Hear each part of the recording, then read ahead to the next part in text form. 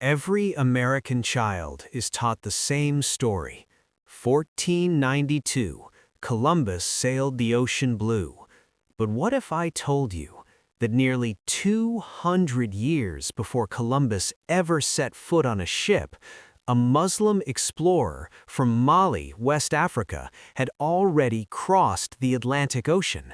This is not a conspiracy theory. This is history that was buried. My name is Your Name, and today we uncover the forgotten voyage of Abu Bakr II, the king who gave up his throne to explore the unknown.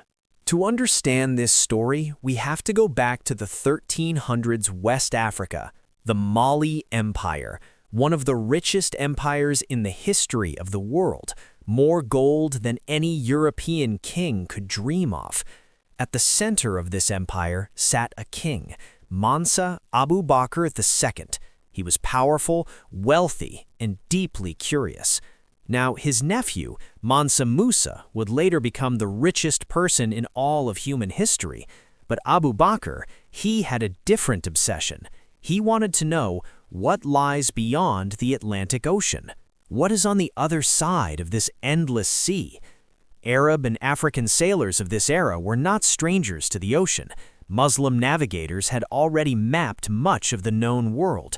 They had charts, compasses, and advanced ships. Abu Bakr II believed if the ocean has a beginning, it must have an end. Around 1311, Abu Bakr II launched his first fleet.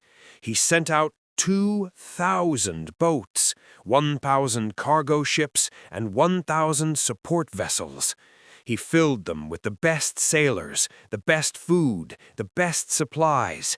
He told them, "Cross the ocean, find land, come back and report." Months passed, then a year, and one day a single ship returned.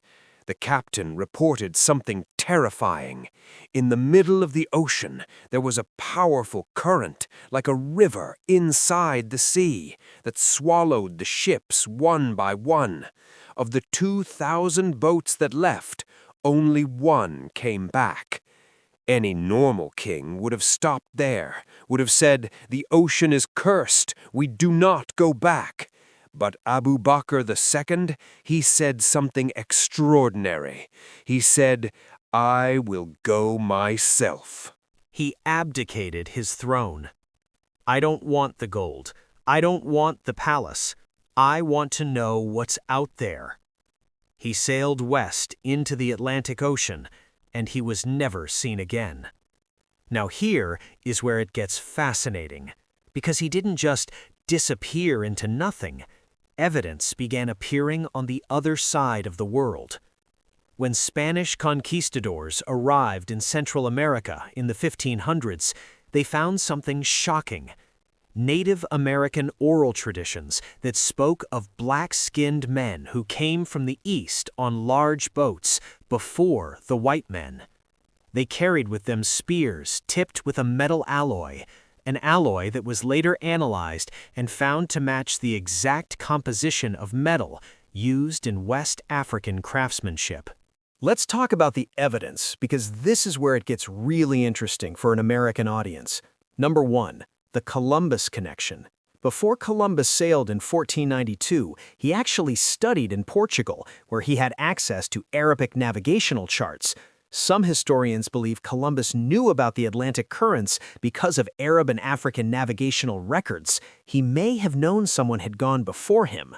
Number 2, Mansa Musa's own testimony. When Mansa Musa, Abu Bakr's nephew, visited Cairo in 1324, he told the Sultan of Egypt directly, "My predecessor left on an expedition across the ocean with 2,000 ships and never returned."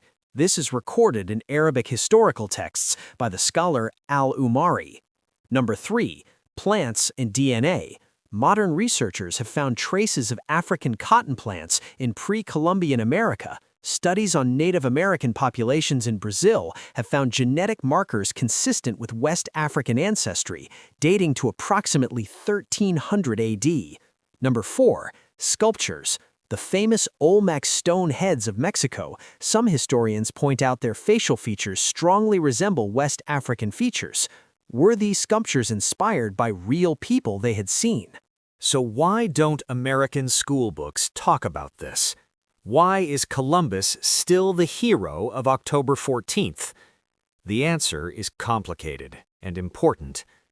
History is written by those who control the narrative. For centuries, European powers had a political and cultural interest in making Columbus the discoverer of America. To acknowledge that a Muslim African king may have crossed the Atlantic 200 years earlier would raise uncomfortable questions about who really discovered what and who truly deserves credit. This is not anti-Columbus. This is pro-truth. Because here's what's remarkable about this story. Abu Bakr II didn't come to conquer, he didn't come to colonize. He came because he was curious.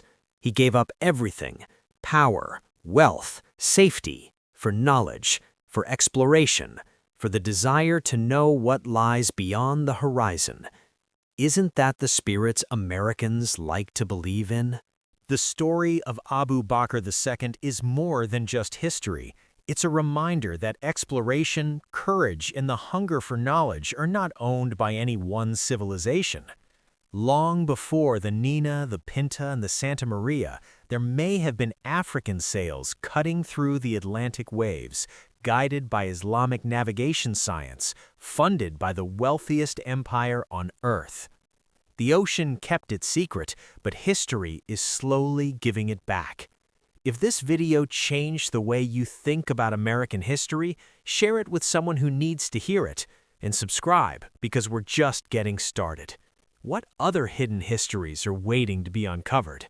Drop your ideas in the comments below.